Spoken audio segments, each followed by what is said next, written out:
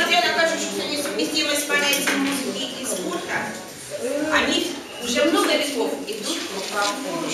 И вы сегодня тоже перешли из мастерской творческой в музыкальную мастерскую. Под какую музыку вы переходили? Кто мне скажет?